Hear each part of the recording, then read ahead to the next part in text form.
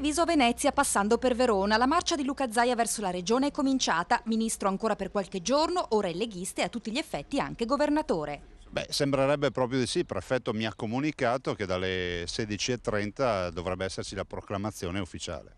Con la ratifica della Corte d'Appello scatta così il conto alla rovescia per la formazione del nuovo esecutivo regionale, anche se il prossimo incontro fra gli alleati non si terrà prima del fine settimana, se non addirittura lunedì 21. Questi, per il neopresidente, sono giorni esclusivamente dedicati al Vinitaly, da un punto di vista, dice, perché si tratta della sua fiera.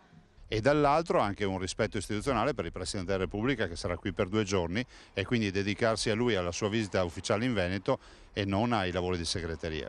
Segreterie che si fanno sentire come invece nella definizione della squadra di governo. Pesano anche perché sono l'elemento di garanzia che io ho chiesto. Il Toto Giunta impazza, nella Marca scalpitano in due, Franco Manzato del Carroccio e Remo Sernagiotto del PDL. Dovrebbero entrare entrambi nelle stanze dei bottoni, magari passando per la presidenza del Consiglio, benché sul punto Zaia sia telegrafico. Il trevigiano è sicuramente ben rappresentato. Punto. Di sicuro per questo giro non sarà ovviamente a Trevigiano il vicepresidente, ruolo che spetta al PDLino padovano Marino Zorzato. Questa è l'unica certezza. Zorzato l'ho voluto, è stato scelto, in pieno accordo anche qui, e Zorzato resta vicepresidente. Ma i delusi potrebbero comunque trovare una consolazione. Gli assessori saranno 12 e dopo ci saranno anche altre posizioni come quella del Presidente del Consiglio, le vicepresidenze del Consiglio, le commissioni consigliari.